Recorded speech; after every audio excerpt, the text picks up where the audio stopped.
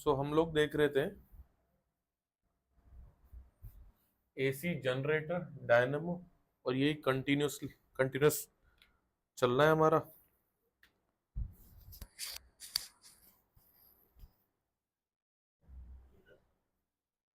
आ जाओ, आ जाओ, बहुत अच्छे है। मुझे लग रहा था कहीं तू ऑफ ना मार जाए, तू सोच के। कोई दिक्कत नहीं, ठीक है, बहुत बढ़िया। अब आज जरा मुद्दे पे आते हैं भाई। तो ये कॉइल है,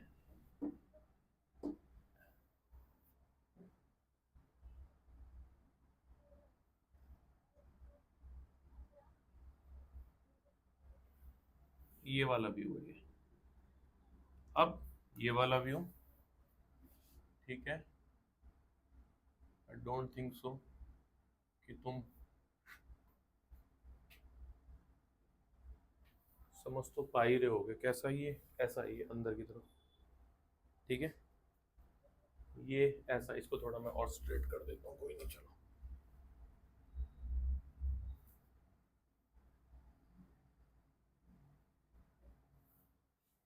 ठीक है, ये ऐसा अंदर की तरफ, फिर ये ऐसा दोबारा,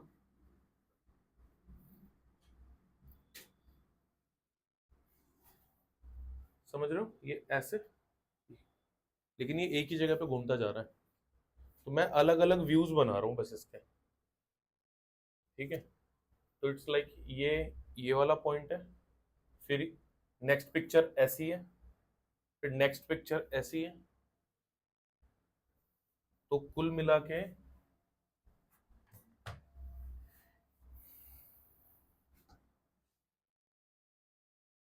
अगर मैं ये बोल दूं कि मैग्नेटिक फील्ड ऐसे जा रही है,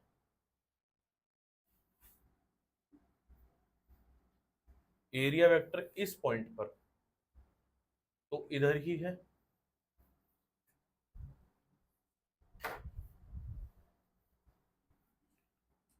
एरिया वेक्टर इधर, मैग्नेटिक फील्ड इधर, फिर ये ऐसी घूमी। नेक्स्ट पिक्चर है, एरिया वेक्टर नीचे की तरफ है, मैग्नेटिक फील्ड इधर है, फिर ये ऐसी घूमी वापस। अब एरिया वेक्टर किधर है, इधर की तरफ है, मैग्नेटिक फील्ड इधर है ये एक ही जगह पे, याद है ना, कॉइल घूमती है, फिर ये उल्टी घूमेगी ऐसे। अब एरिया वेक्टर किधर की तरफ है, ऊपर की तरफ है, मैग्नेटिक फील्ड इधर की तरफ है, और फिर लास्ट वाली पिक्चर वही बनेगी जो पहली वाली है। एक पिक्चर अभी बीच में भी आएगी,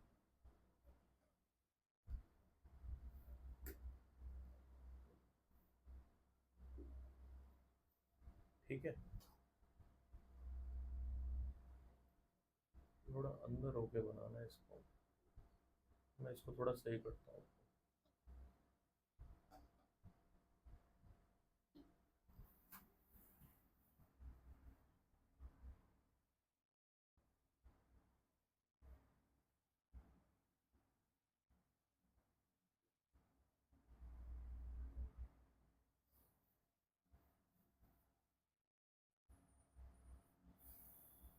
क्लियर है, बात समझ आ रही है कैसे कैसे हो रहा है, वो ऐसा टिल्ट करता जा रहा है। तो यहाँ पे मैंने मैथमेटिक्स लास्ट क्लास में कराई थी कि phi is equals to N number of turns B into area into cos theta, तो N B A cos theta.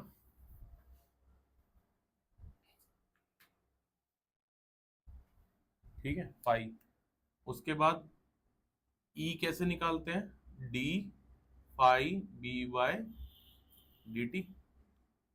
तो ई कैसा आ जाएगा, एन बी, हाँ, लास्ट मिस थी तब से, है ना, कोई नहीं, होल्ड करें, यहाँ से आ जाएगा समझ से। लेक्चर भी नहीं देखा होगा, अपलोडेड है। चलो मैं बाद में रीजन जानूंगा, अभी नहीं। एन बी ए कॉस, हाँ, डिफरेंशिएशन हुआ है, डिफरेंशिएशन, तो कॉस थीटा का डिफरेंशिएशन माइनस साइन थीटा, तो माइनस यहाँ पे आ जाएगा साइन थीटा। फिर साथ में क्या है, एन बी ए। अच्छा, यहां पे मैंने एक बात बताई थी कि थीटा क्या हो जाता है, ओमेगा टी। तो ट्रिग्नोमेट्रिक फंक्शन का तो हो गया ये, तो यहाँ पे क्या मैं लिख दूं, साइन ओमेगा टी। और ओमेगा टी का फिर करेंगे तो ओमेगा, तो यहाँ पे क्या हो गया, एन बी ए ओमेगा। अब ये कैसा दिख रहा है, ई, और मैं इस पूरे को लिख दूं ई नॉट साइन ओमेगा टी। और फाई कैसा लिखा हुआ है ऊपर देखो, इसको मैं लिख दूं phi not cos omega T. यहां पर आने वाले एक एक सिंबल का मतलब पता है तो अच्छी बात है, नहीं मैं रिपीट कर रहा हूं, ठीक है। यहां से समझो, ई किस पे डिपेंड कर रहा है, ई नॉट तो फिक्स वैल्यू है, ई डिपेंड किस पे कर रहा है, टी पर। टी किस पे डिपेंड कर रहा है, साइन पर। मतलब ये एक साइनोसोडल फंक्शन है। साइनोसोडल फंक्शन का मतलब क्या होता है, साइनोसोडल में जो बोल रहा हूं उसको लिखते ऐसे हैं। साइनोसोडल का फंक्शन का मतलब ये हो गया कि ऐसा फंक्शन जो टाइम डिपेंडेंट हो, जो पूरी तरीके से टाइम डिपेंडेंट हो। तो अगर मैं फाई का ग्राफ यहां पर बनाना चाहूं तो कैसा बनेगा, मैं बनाना चाह रहा हूं, यहां पर एक ग्राफ बनाऊंगा मैं, और यहां पर एक ग्राफ बनाऊंगा मैं। मुझे देख के कोई बताए कि ई नॉट और फाई नॉट, वैसे तो ये वैल्यू अलग अलग है, मुझे कंपेयर नहीं करना चाहिए, बट क्योंकि मैं सेम ग्राफ पर बना रहा हूं, क्योंकि मैं सेम ग्राफ पर बना रहा हूं, तो मुझे अब मैं इनको कंपेयर करता हूं। देखो जरा ज्यादा टर्म्स किसके पास है, एन बी ए ओमेगा या एन बी ए ओमेगा, यहाँ ज्यादा टर्म्स है। इसका मतलब इसका एम्पलीट्यूड हाई रहेगा compare to this, compare to this. इन दोनों का, इन दोनों इक्वेशन को कंपेयर करेंगे, सिर्फ इन दोनों को। एक का ग्राफ किसका है, कॉस का, और एक का ग्राफ है साइन का। एम्पलीट्यूड किसका ज्यादा है, ई नॉट का। तो लेट्स से कि मैं ई नॉट का ग्राफ बना रहा हूं, पहले यहां बना देता हूं ई नॉट का ग्राफ। ई नॉट किस पे डिपेंड कर रहा है, साइन पे। साइन का ग्राफ कहां शुरू होता है, यहां से या यहां से, ओरिजिन से या ऊपर से, ओरिजिन से। साइन का ग्राफ ओरिजिन से शुरू होता है। जिसको नहीं पता है वो जान ले इस बात को, अगर नहीं पता है तो। कॉस का ग्राफ हमेशा मैक्सिमम पॉइंट से शुरू होता है, ठीक है। यहाँ पे बहुत सारी चीजें हैं जो आपको कंटिन्यूअसली चैप्टर के एंड तक नहीं लगती रहेंगी, कुछ भी ऐसा नहीं है, क्योंकि प्योर मैथमेटिकल चैप्टर है ये, ठीक है। तो मैं उसको फिजिकल सिग्निफिकेंस देने की पूरी कोशिश करूंगा। ये साइन का नॉर्मल ग्राफ होता है, अगर हम इस चैप्टर की बात ना भी करें तो ये साइन का नॉर्मल ग्राफ होता है। साइन मैक्सिमम कहां रहता है, कहां पे रहता है, 90 पे। यानी कि अगर मैं तुम्हें समझाने के लिए, अगर मैं इसको एंगल बोल दूं और मैं इसको वैल्यू बोल दूं, मैं अभी बात उसकी नहीं कर रहा, भूल जाओ हम इसी पढ़ रहे हैं, हम पढ़ रहे हैं y is equal to sine theta, हम ये पढ़ रहे हैं, ठीक है। भूल जाओ कि हम एसी पढ़ रहे हैं, क्योंकि अगर साइन और कॉस पता है तो एसी आधा आसान वैसे ही हो जाएगा। अगर अगर ये एंगल, ये लाइन थीटा है और ये है वैल्यू यानी y, ये y, ये है थीटा, साइन थीटा की वैल्यू। तो यानी कि मैक्सिमम कहां पर है, +1, मिनिमम कहां पर है, -1। तो साइन की वैल्यू मैक्सिमम कहां है, +1, मिनिमम कहां है, -1। तो या और कहां पर मैक्सिमम है +1, 90 पर। तो मतलब ये एंगल कौन सा है, 90, साइन 91 रहता है। अगर ये 90 तो ये भी 90, तो यानी ये हो गया 180। ऑब्वियसली साइन 180 पे 0 होता है, तो 0 दिख भी रहा है। अब किसी को मालूम नहीं है कि साइन 3π/2 कितना होता है। मैं भाई डिग्री को रेडियन में कन्वर्ट करना ये सबको आता होगा, आई होप है, मैं उम्मीद कर रहा हूं ऐसी। नहीं आता है तो मुझसे पूछ लेना बाद में। अच्छा 90, 180, ये 270, तो साइन 270 कितना हो गया, -1 हो गया, ठीक है। नॉर्मल बातें चल रही है, कुछ भी नहीं हुआ बेटा। साइन का यहां से शुरू होता है, कॉस का कहां शुरू होगा, यहां से शुरू होगा कॉस का। तो कॉस का ग्राफ कैसा रहेगा, एकदम ऐसे ही चलेगा, एकदम ऐसा, ठीक है। लेकिन अगर आप ध्यान से देखो तो यहां पर 0 है, तो कॉस 0 पे ही कहां पे स्टार्ट होता है, 1। और फिर ये टच कर रहा है यहां पर, तो इतना एंगल उसके लिए क्या हो गया, 90। मान के चलो ग्राफ में बना रहा हूं, अगर मैं बना ही देता हूं, तो cos 90 पे क्या हो जाता है, 0। cos 0 पे 1। और एकदम ये ग्राफ थोड़ा मैनुअल एरर है, यहां जाओगे तो ये 90, ये 180, 180 पे कितना cos, -1। cos 180 -1। तुमने गलती की है कि तुमने हमेशा वैल्यूज को रटा है।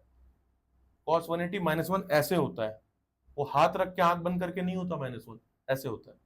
ठीक है, अब इसको हम इसके अकॉर्डिंग लेंगे। मैथ्स में जो भी y है, यहां पर वो कोई ना कोई फिजिकल एंटिटी है। यहां पर अब मैं जो ग्राफ ले रहा हूं, वो y कहने के लिए एक बार मेरे पास कौन है, फ्लक्स, और एक बार कौन है, ईएमएफ। दिख रहा है आपको? चलो मैं स्टार्ट कर रहा हूं ई का। तो ई नॉट साइन ओमेगा टी बन गया भाई। देखो ये ई नॉट साइन ओमेगा टी का ग्राफ है, लेट्स से ये किसका ग्राफ है, ई नॉट का, ई का ग्राफ है। तो E is equals to E not sine omega T. क्या ये क्लियरली दिख रहा है कि ये ई की वैल्यू टाइम का फंक्शन है? अलग अगर ये टाइम है तो अब ये टाइम है, क्या अलग अलग टाइम पर ई की वैल्यू अलग अलग है? और क्या कभी वो बढ़ रही है और कभी कम हो रही है, कभी फिर बढ़ रही है? पिछली क्लास जरूर देखना जाके, बहुत इंपॉर्टेंट है। ठीक है, हमने उसमें बताया कि ये एक्चुअल में कैसे काम करता है ना, फ्लक्स कैसे क्रिएट करता है।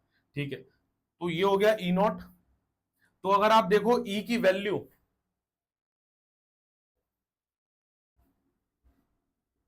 ई की वैल्यू और साथ में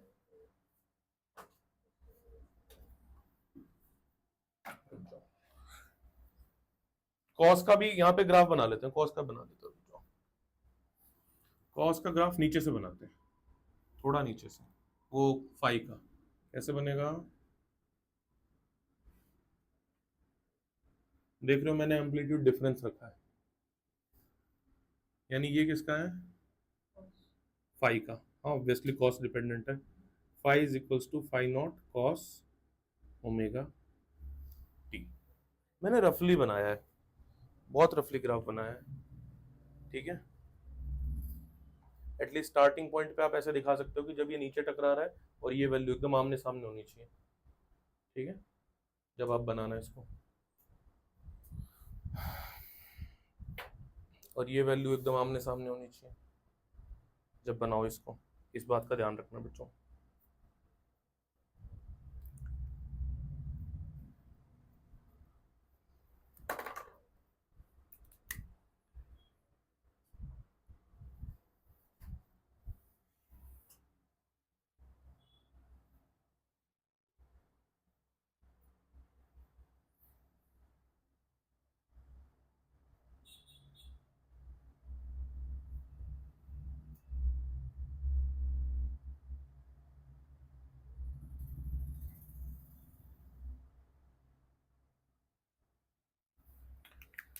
चलो ध्यान से देखो, यहां पर टी कितना था, 0, स्मॉल टी 0।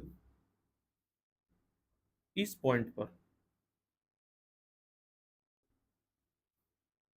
देखो ये कैसा है, ध्यान से देखो, ध्यान से देखो, ये अभी ऐसा है, ये ऐसा है, तो ये ऐसा है, ये second picture, third picture, fourth picture, fifth picture पे वापस हुआ है। ये कंप्लीट टर्न कहां पे हुआ है, फिफ्थ पिक्चर पे। ठीक है, तो यानी ये वन कंप्लीट ऑसिलेशन का ग्राफ है, वन कंप्लीट ऑसिलेशन का ग्राफ है ये, पूरा का पूरा।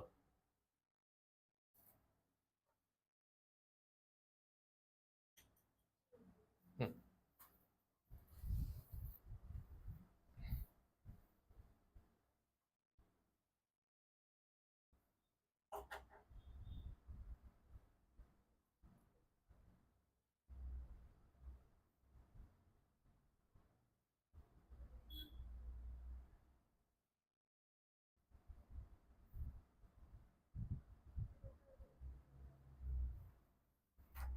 मैं इसको पोजीशन नंबर 1 नाम दे रहा हूं।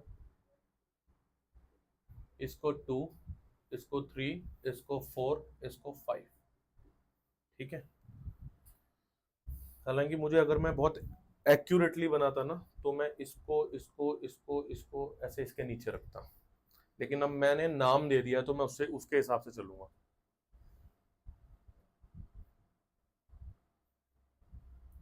कॉपी कर लो पहले, सबसे पहले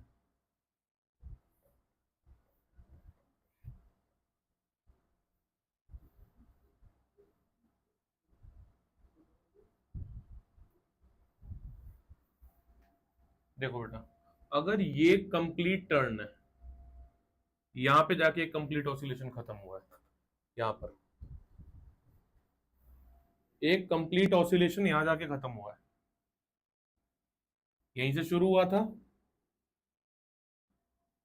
वापस यहीं खत्म हुआ, यहाँ पे वन कंप्लीट ऑसिलेशन खत्म हुआ है, यानी वो पांचवी पिक्चर यहां एंड हो रही है।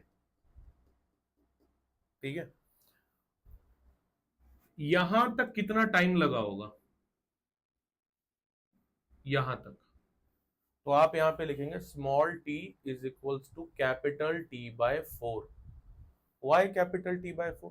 कैपिटल टी मतलब टाइम पीरियड, एक कंप्लीट ऑसिलेशन में लगने वाले टाइम को टाइम पीरियड बोलते हैं, वन कंप्लीट ऑसिलेशन। तो यहां से यहां तक क्या है, ये पूरा एक टाइम पीरियड है, कंप्लीट ऑसिलेशन।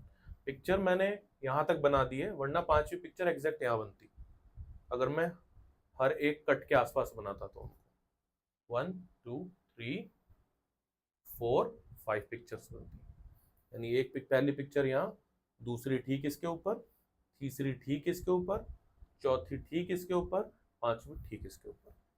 तो आप देखो है बेटा, ये आगे है, फिगर आगे है। थर्ड, ये वाला पॉइंट, हाँ। तो ये देखो कैसी है, ऐसी स्टार्ट हुई है सेकंड पिक्चर, ये है थर्ड पिक्चर। अभी ये पूरा थोड़ी हुआ है, फिर ये फोर्थ में वापस ऐसा है ऊपर की तरफ, तब ये फिफ्थ में ऐसा हुआ है। ठीक है ना, कोई कंफ्यूजन तो नहीं हो रही है? अगर क्योंकि मैंने लाइन के ठीक ऊपर नहीं बनाया है तो कंफ्यूजन नहीं, नहीं तो मैं टाइम लेके दोबारा बना सकता हूँ, पर उसमें टाइम खराब होगा। ठीक है बच्चों, ये अगर t/4 है यहां तक, तो बेटा यहां तक ये था, यहां तक, ठीक है, t/4 यहां तक कितना हो जाएगा बेटा, t/2। First picture, second picture, third picture, see third picture अपनी हाफ कंप्लीट ऑसिलेशन ले चुका है वो, वहां पर भी और यहां पर भी।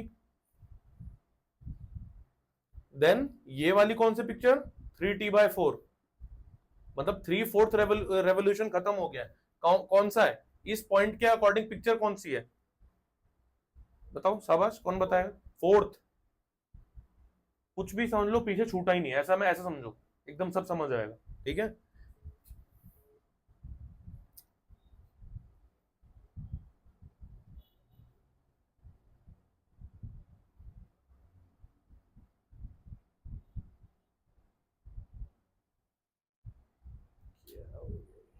दिख रहा है बेटा?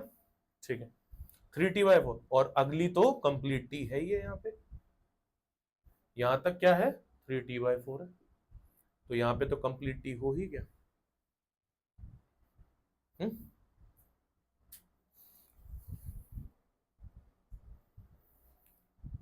अब मैं आपको कुछ मैथमेटिकली करने को बोलूंगा, इसीलिए मैं इक्वेशन से भी चल रहा हूं, ग्राफ से भी चल रहा हूं, फिजिकली क्या हो रहा है वो पिक्चर ऊपर है, और अब मैथमेटिकली क्या हो रहा है वो देखते हैं। तो ई किस पे डिपेंड है, टाइम पे, और टी किस पे डिपेंड है, टाइम, साइन पे। तो साइन ओमेगा टी, तो मैं यहां पे लिख रहा हूं sine theta, basically theta is what, omega T, theta is what, omega T. तो मैं जो जो वैल्यू बोलूंगा आप यहां पे वो सारी वैल्यूज डाल के मुझे आंसर बताने की पूरी कोशिश करोगे। यू नो वेरी वेल कि ओमेगा की वैल्यू 2π/कैपिटल टी होती है। तो अगर मैं ये चाहूं कि आप मुझे T is equals to T by 4 पे, जीरो से शुरू करते हैं, जीरो से यहां से मैथमेटिकल निकाल रहे हैं। तो मैं क्या कर रहा हूं, omega is equals to, omega की जगह क्या लिखा, 2 पाई बाय कैपिटल टी, और स्मॉल टी की जगह जीरो, जीरो, तो साइन जीरो जीरो, ये पूरा जीरो, ये पूरा जीरो, अगर ये पूरा जीरो तो ई क्या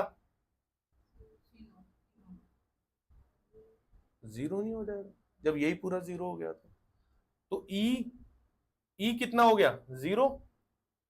बट अगर वही काम, यही काम कॉस में हुआ होता तो कॉस जीरो 1 हो जाता। तो यानी ई जब जीरो तो फाई क्या, मैक्स। इतना क्लियर है, आपको वहां दिख भी रहा होगा। ठीक है, अब मैं नेक्स्ट बोलता जाऊंगा और आप करते जाओगे। अब आप मुझे बताओगे small T is equals to capital T by 4 पर ई और फाई मैक्स की वैल्यू। अच्छा ये क्या आया, ई मैक्स आया, एक सेकंड, किसी को कंफ्यूजन तो नहीं है, सुन लेना मेरी बात बेटा ध्यान से। ये ई की वैल्यू जीरो आई है, ठीक है, समझ आ रहा है सर। अब क्या करेंगे, इसी में डालो 2 pi by capital T into small T की value capital T by 4, T से टी खत्म, पाई बाय 2, साइन 91, साइन 91, इसका मतलब ये पूरी वैल्यू 1, तो E is equals to E not.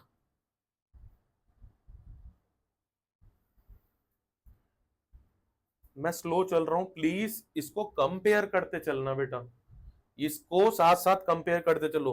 E is equals to E not, क्या E not he E max है, क्या यही ई मैक्स है, तो छोटा सा ई मैक्स लिख लिया। और क्या अगर मैं ग्राफिकली भी देखूं तो फाई, मैंने कहा था ये ब्लैक लाइन यहां कट होनी चाहिए, तो फाई जीरो हो रहा है। और अगर आप मैथमेटिकली भी डालोगे ना ये वैल्यू फाई की इक्वेशन में, तो ये क्या आ जाएगा, जीरो।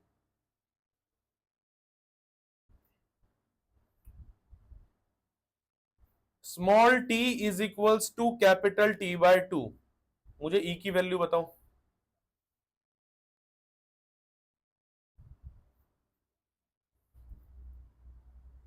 अगेन जीरो,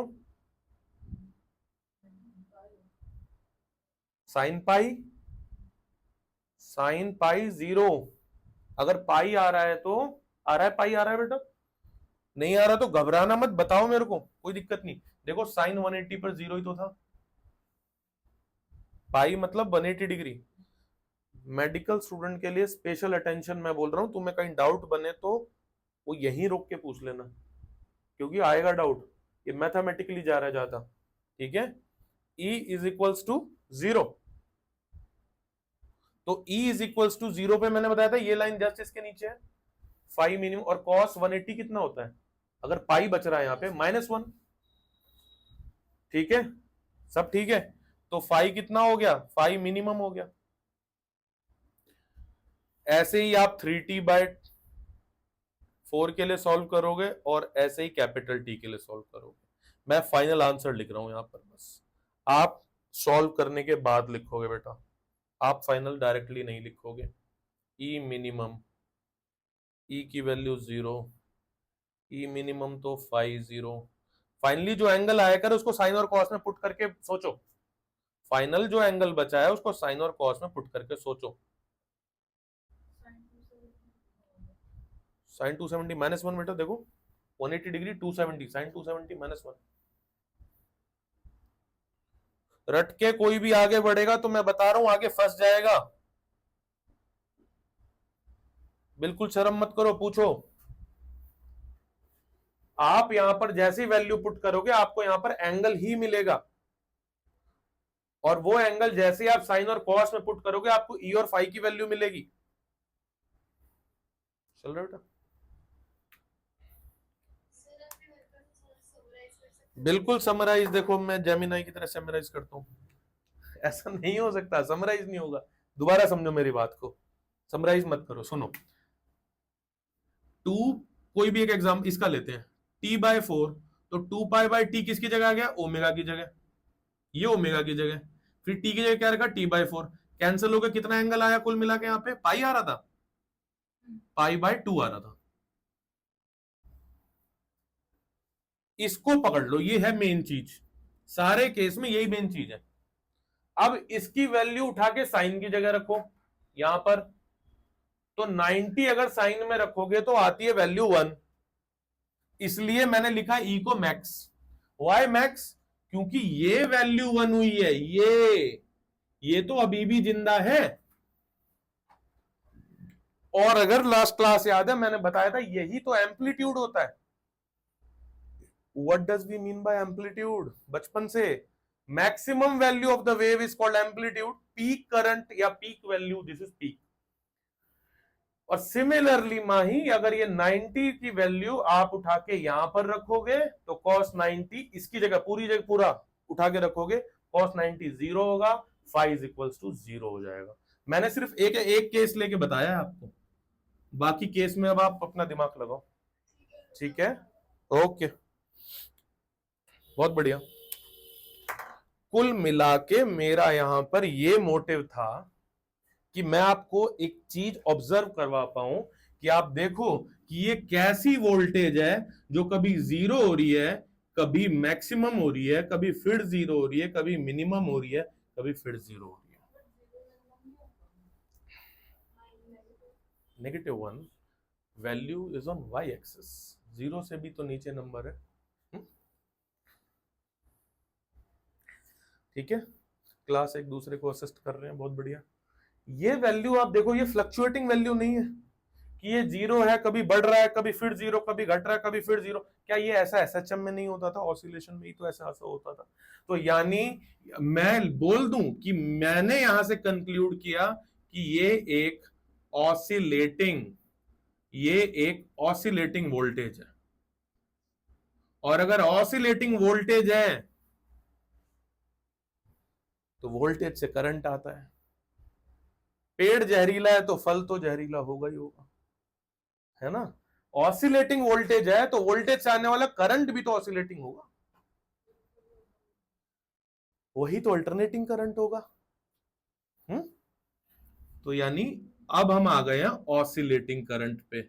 और अगर कोई पिछली 2-3 क्लासेस को फॉलो करता हुआ आ रहा है लगातार, अगर कोई है तो वो ये सोच पाएगा कि oscillating current gives oscillating magnetic field, and oscillating magnetic field again eddies को क्रिएट करेगा, है ना? यही सब तो चल रहा था, हम गोल गोल साइकिल में घूमे जा रहे हैं बार बार। यहां से अब हम आगे स्टार्ट करेंगे, यहां तक कॉपी हो गया सारा? ठीक है, फिनिश फिनिश। ये सब कई बार इस पे न्यूमेरिकल्स आ जाते हैं, थोड़ा सा देख के, है ना? तो जब भी एसी जनरेटर का अगर क्वेश्चन आए, वैसे अब इजी क्वेश्चन आने बंद हो गए, पर आए तो वो फिगर जो ये बनाया हुआ है, ऑब्वियसली मैग्नेटिक फील्ड ढंग से दिखा, एक बार इसको बुक से रेफर कर लेना, एक बार पढ़ लेना, है ना? फिर ये करंट की डायरेक्शन, और फिर ये मैथमेटिक्स। तुम्हारे लिए मैथमेटिक्स ज्यादा इंपॉर्टेंट है, क्लास 10th में नहीं हो कि बस फिगर बना के चले आओगे, कंस्ट्रक्शन हो गई, ये सब दिखाना पड़ेगा।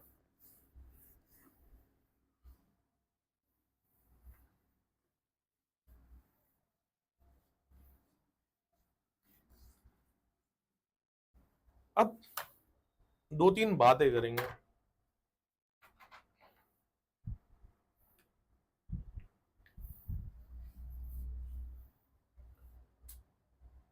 एसी वर्सेस डीसी,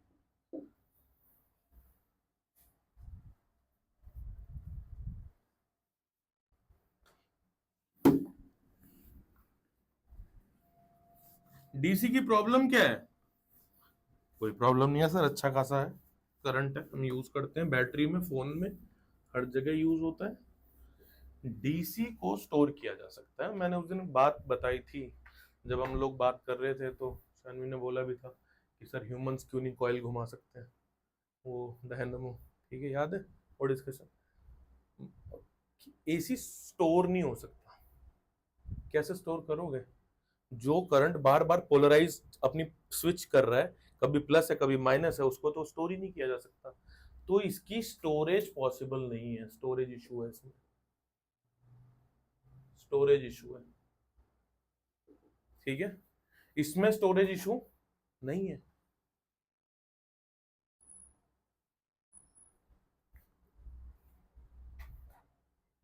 एसी का एक फायदा और कि इसको लंबे डिस्टेंस तक ट्रेवल करवा सकते हैं। इसको लंबे डिस्टेंस तक पावर लाइन्स यही तो काम करती हैं, लंबे डिस्टेंस तक ट्रेवल करा सकते हैं इसको। ठीक है,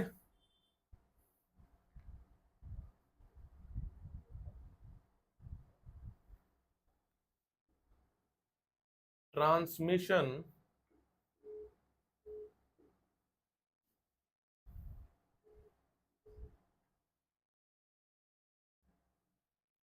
transmission for longer distances, for longer distances. इसके साथ इश्यू है, कहां कितनी बड़ी बैटरी लेके घूमोगे, ट्रक भर जाएगा, वो लेके जाओगे इतनी बड़ी बैटरी, तो ट्रांसमिशन कैसे करेंगे, बैटरी को जाना पड़ेगा एक्चुअली। ये दो मेन बातें। कुछ थोड़ा सा होमवर्क दे रहा हूं कि 2-3 पॉइंट और कंपैरिजन के ऐड करके यहां लिख लेना।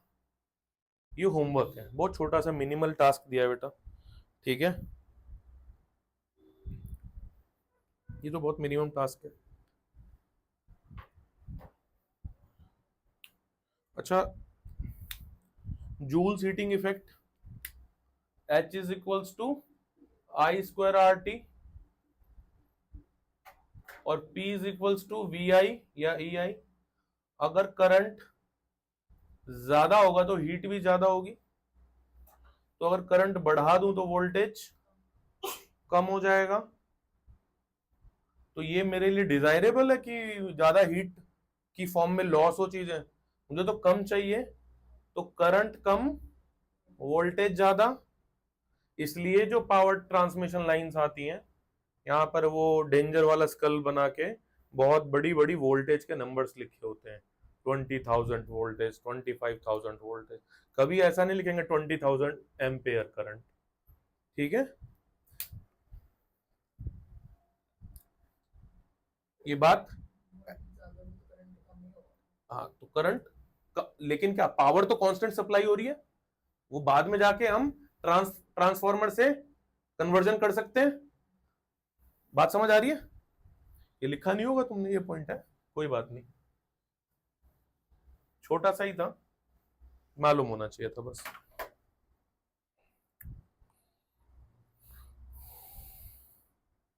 एक लाइन लिखो, हेडिंग डालो, alternating current and phasors, PHASORS। Phasors अभी मत लिखना, only alternating current theory.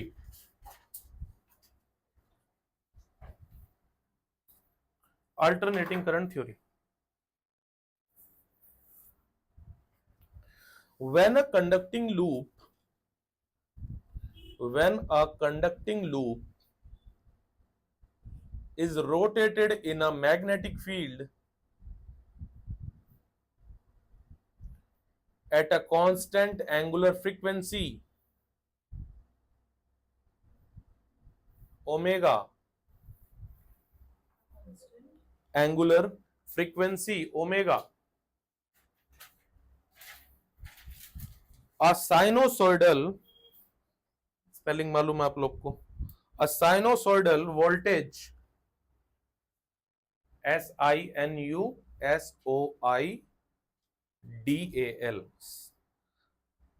sinusoidal voltage bracket में EMF bracket close is induced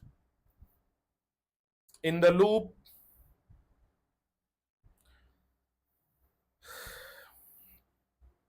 this instantaneous voltage is V is equals to V naught sin omega t.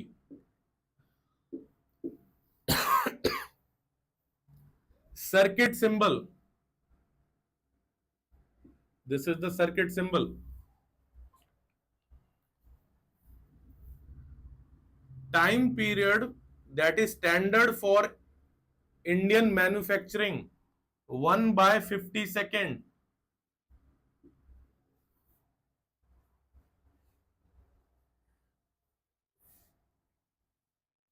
Frequency is equals to 1/t, so 50 hertz.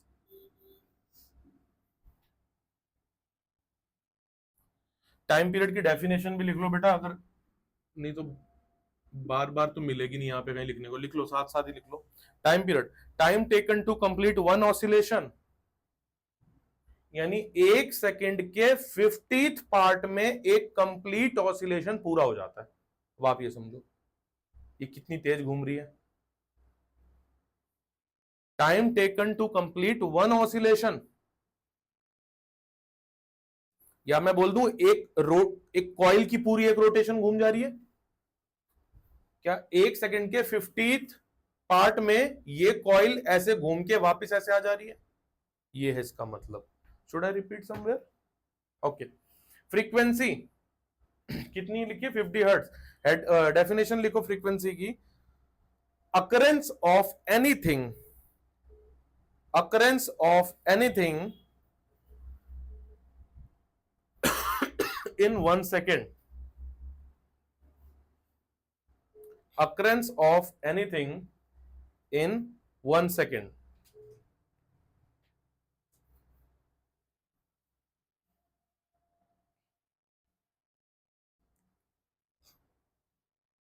ये India का standard है, ठीक है।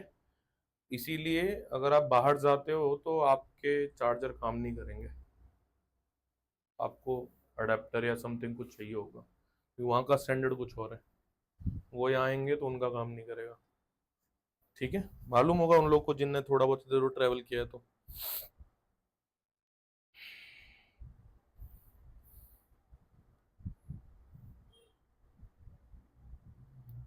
ठीक है, अब आप लिखो एवरेज वैल्यूज, ऐसे लिखना एवरेज वैल्यूज, ये हेडिंग रहेगी, ठीक है। Average values,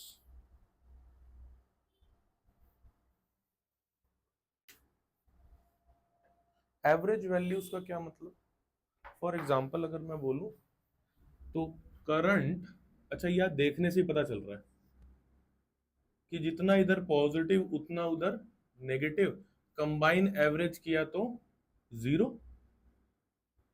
average current for a full cycle is 0, इसलिए हाफ साइकिल पे निकालते हैं। फुल साइकिल पे 0 होता है, ठीक है, तो हाफ साइकिल पे। मैं भी डेफिनेशन पे नहीं जा रहा हूं, डेफिनेशन से कुछ ज्यादा समझ नहीं आएगा इसका, ठीक है ना, एवरेज वैल्यूज का।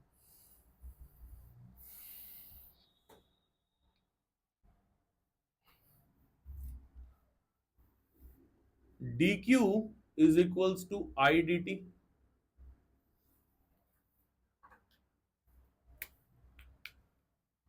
पीछे से इसमें पुट किया तो I is equals to I naught sine omega T D T, this is D Q, integrating both sides. Time मैंने कहां से कहां बोला, हाफ साइकिल पे कर रहे हैं तो लिमिट क्या रहेगी, 0 से t/2, ठीक है। अब इंटीग्रेट करो जिस जिसको आता है, इंटीग्रेशन मैथमेटिक्स में आ चुकी है।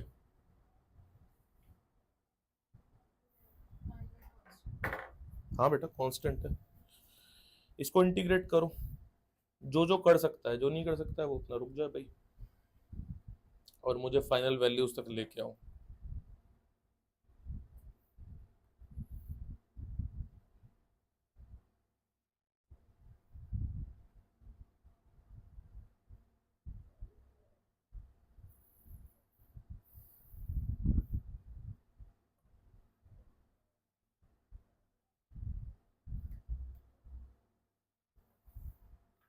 फंसना बेटा, जिसको नहीं मालूम देखो, कोई बात नहीं,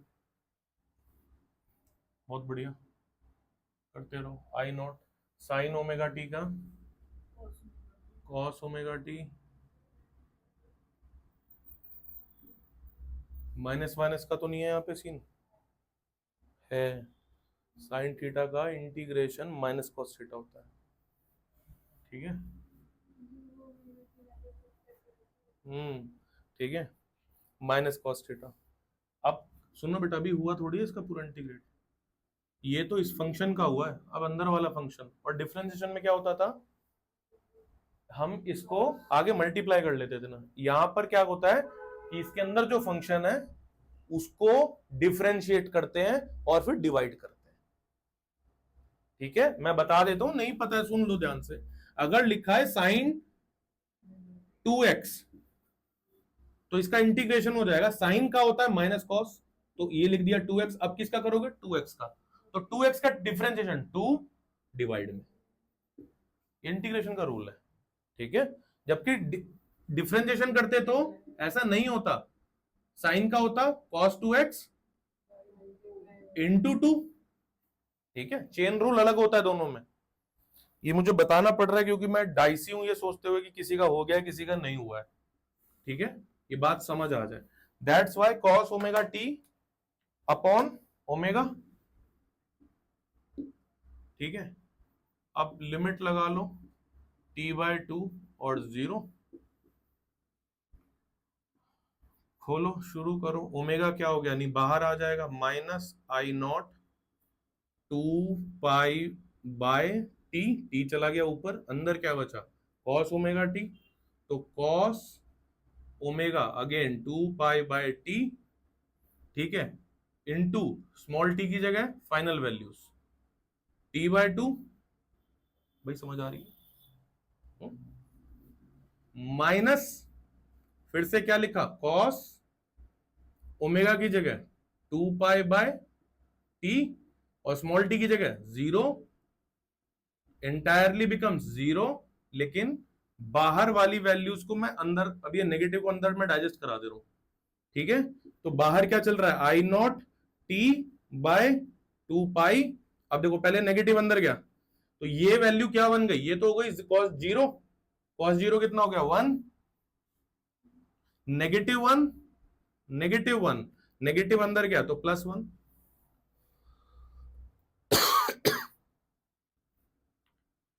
और ये कैंसल इससे, ये कैंसल इससे, cos पाई -1, एक माइनस वैसे भी होता है अपर लिमिट और लोअर लिमिट में,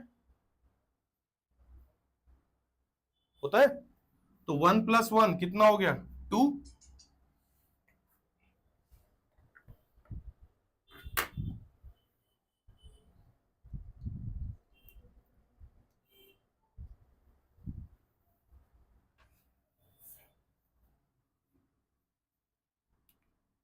2 I0t/2 पाई,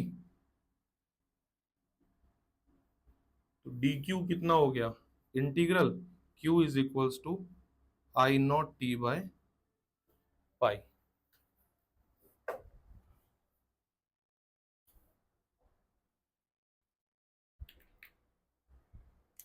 कि क्या है, ये तो चार्ज आया, पर हमें तो क्या चाहिए था, करंट चाहिए था। फुल साइकिल में एवरेज करंट 0, हम किसके लिए निकाल रहे हैं, हाफ साइकिल के लिए। इसके ऊपर 2 लाइन थ्योरी डलवा दूंगा और साइड में जहां भी जगह होगी, अभी पहले सुनो, पर हमें तो आई चाहिए ना। आई क्या होता है, q/t, टी किसके लिए, टी हाफ के लिए, q/t होता है ना, तो टी को क्या ले लूं, टी हाफ, और ये q की वैल्यू डालो इसमें।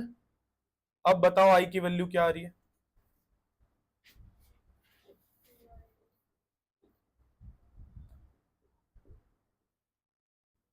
2I0/पाई, ये वैल्यू है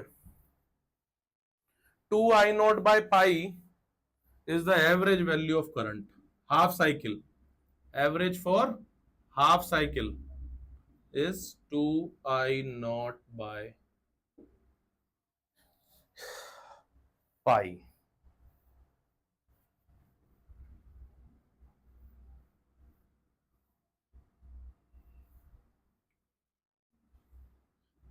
I average for half cycle 0.637 times I0।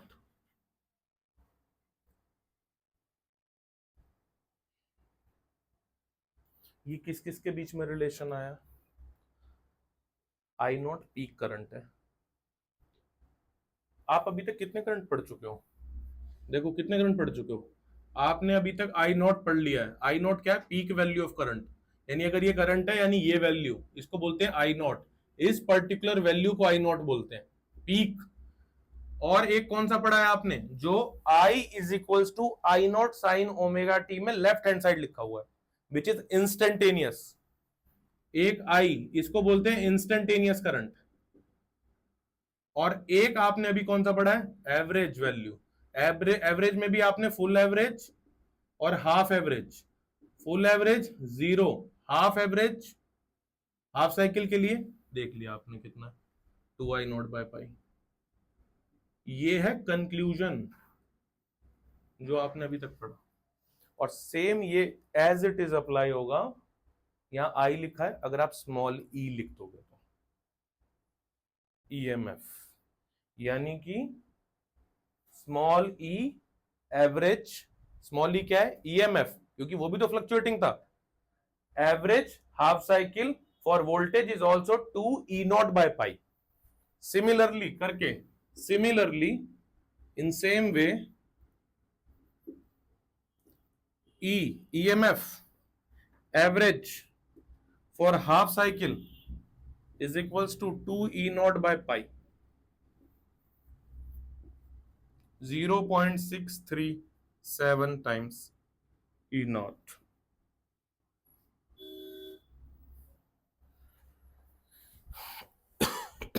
जिसका मन करे एक बार और डिराइव कर लेना इसको चाहे तो।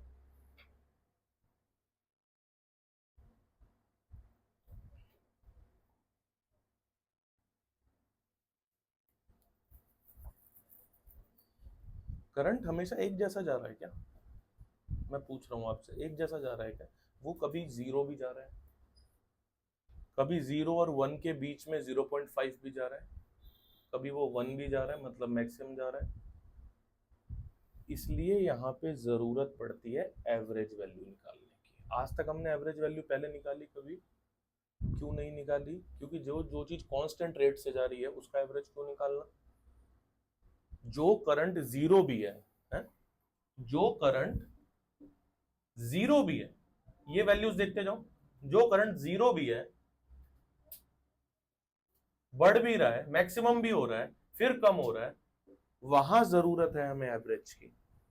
तो अगर जिसके दिमाग में ये घूम रहा हो कि ये सब हम कर क्यों रहे हैं, तो क्वांटिटी ऑफ करंट तो पता हो कितना जा रहा है, क्योंकि वो एक जैसा तो जा नहीं रहा। ठीक है? कितने तरह के करंट पढ़ लिया आपने? Peak current, instantaneous current, average current, 3 पढ़ लिए, एक और है पढ़ेंगे।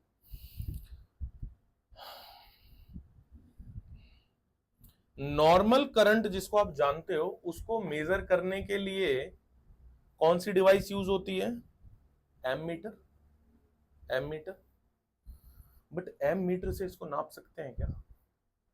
इसके तो स्विच ही बार बार प्लस माइनस चेंज हो रहे हैं। एमीटर में तो कनेक्शन करना पड़ता है एक जगह, नहीं कर सकते। लिखो एक बात बेटा, एक फैक्ट करके लिखो, fact.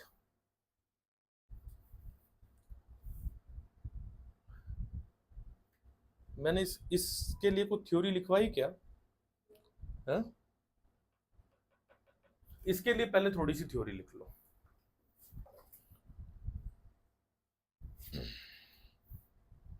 Average value of alternating current is defined as the value of direct current which sends the same charge, direct current which sends the same charge in the circuit in the same time, charge in the circuit in the same time as is sent by given alternating current in its half time period, in its half time period.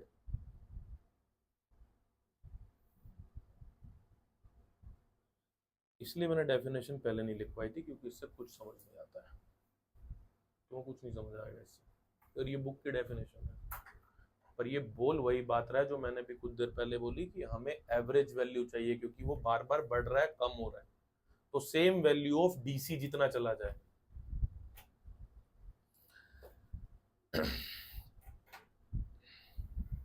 कोई तुमसे पूछे कि तुमने फिर ये value, ये direct data कैसे use कर लिया, यहां से कैसे स्टार्ट कर दिया आपने, अगर वो बार बार चेंज ही हो रहा है तो इसके ऊपर आप लिख सकते हो for small value it assume to be constant, for small value of current it assume to be constant, क्योंकि ये तो कांस्टेंट के केस में लेते हैं, is assume to be constant.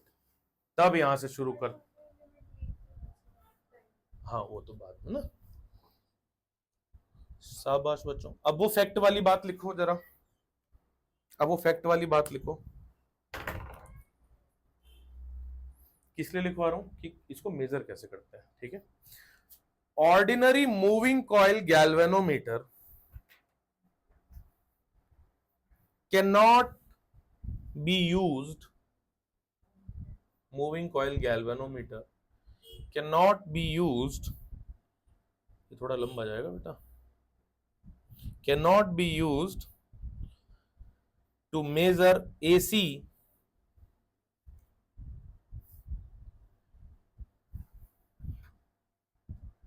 क्योंकि अच्छा बात है, मूविंग कॉइल गैल्वेनोमीटर किस प्रिंसिपल पे बेस होता है,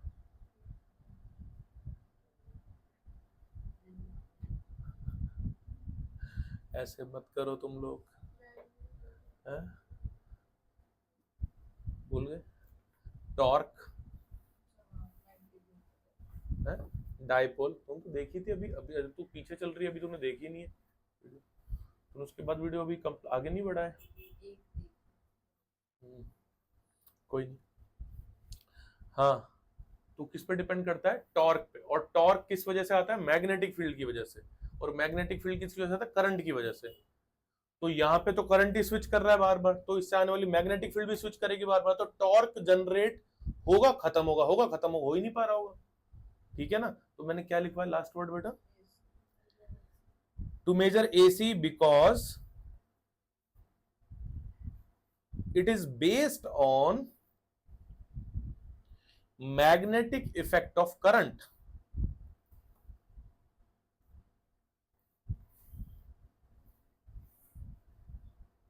current which depends on direction of current, which depends upon direction of current,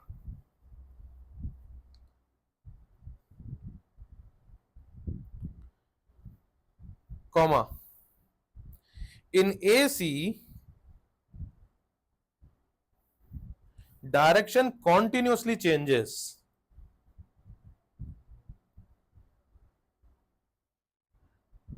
full stop, hence due to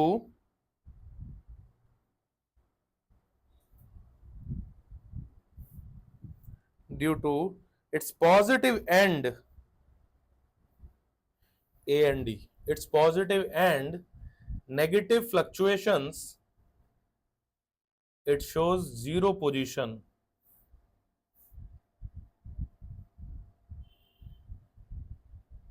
full stop, a different position, a different device called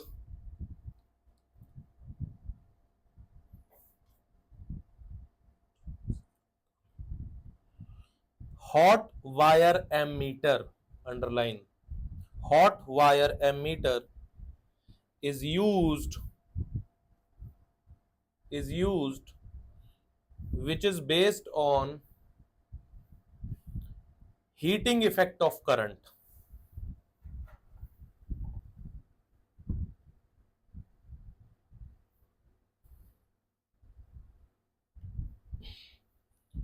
rather than depending direction.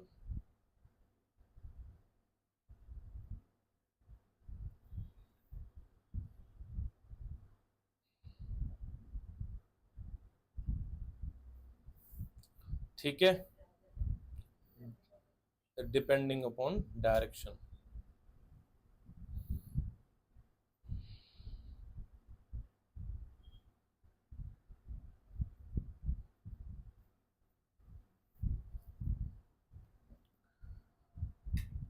मैं अगर heater on करूं तो obviously heater direct switch में plug होता है, कभी भी battery से हीटर नहीं चलेगा, ठीक है।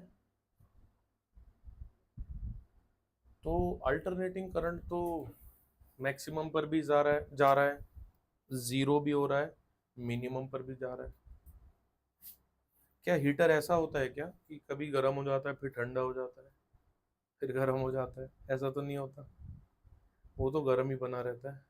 तो यानी कि करंट कभी जीरो जा सकता है, मिनिमम पे भी जा सकता है, और पॉजिटिव भी जा रहा है। तो करंट एक्चुअल में कहीं ना कहीं फ्रिक्शंस क्रिएट कर रहा है, जिसकी वजह से हीट हो रही है। उसके बाद भले जीरो हो जा रहा हो किस टाइम के लिए। तो और कोई तरीका नहीं है इस करंट को मेजर करने का सिवाय इसके इस हीटिंग इफेक्ट के, जो बात मैंने अभी की। तो इसका हीटिंग इफेक्ट हमने पकड़ा, और वो एक्चुअल करंट जो वाकई में हीटिंग इफेक्ट के लिए पार्टिसिपेट कर रहा है, जो वाकई में काम कर रहा है। जैसे आपने कभी कभी वो सिलाई मशीन देखी है, वो वाली जो पैर से ऐसे चलती थी, कभी देखा हो? तो आप देखो कि वो दबाते हैं फिर वापस आती है, वो फिर दबाते हैं वो वापस। मैं उसको प्रिंसिपल पे नहीं जा रहा, बट जो एक्चुअल वर्क कर रहे हैं वो दबाने वाला ही तो है, वापस आने वाला तो हम नहीं कर रहे ना, हम तो नहीं कर रहे। लेकिन ये एक्चुअल वर्क यानी हमसे जो हो रहा है वो ये वाला हो रहा है। करंट जीरो आ रहा है, लेकिन ये फ्रिक्शन क्रिएट करता हुआ आ रहा है। तो मैं उन उन हीटिंग जोन्स को अगर काउंट कर लूं तो मुझे करंट का एक्चुअल इफेक्ट पता चलेगा। इसलिए अब जिस करंट को हम लिख रहे हैं इसको बोलते हैं इफेक्टिव करंट, या तो हेडिंग डालेंगे effective value of alternating current. Effective value of alternating current और वर्चुअल करंट, क्योंकि एग्जैक्टली ऐसा थोड़ी जा रहा है, हम तो ये सर्टेन वैल्यूज देख रहे हैं जो काम कर रही हैं। और रूट मीन स्क्वायर, और ये लिखना स्पेलिंग में ROOT, रूट मैं लिख देता हूं MEAN, मीन SQUARE,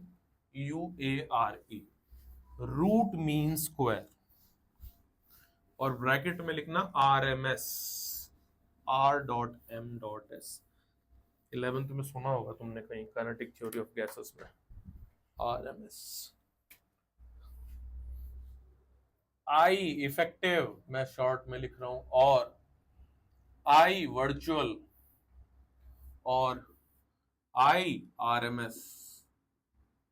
और ये RMS को मैंने क्या लिखवाया, रूट मीन स्क्वायर, ये तो इसकी इसकी फुल फॉर्म है, ठीक है, ये वाला करंट।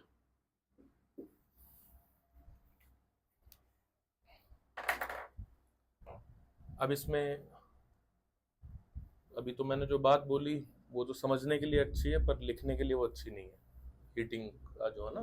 तो लिख लो पहले 2 लाइनें कि ये होता क्या है। The DC is constant, the DC is constant whereas the AC keeps on changing, the AC keeps on changing at every instant of time in a period, full stop. So to compare these two, we use the effect produced by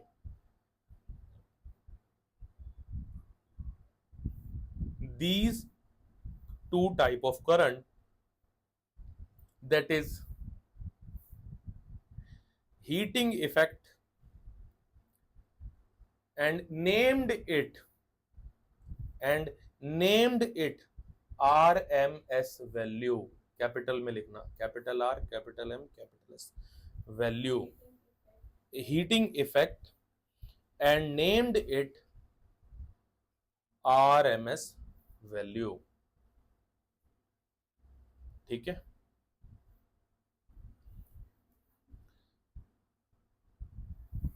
कहीं side में अपने words में लिख लेना वो जो मैंने heater वाला एग्जांपल दिया। ठीक है, अब ईशान में उसको स्टॉप करो।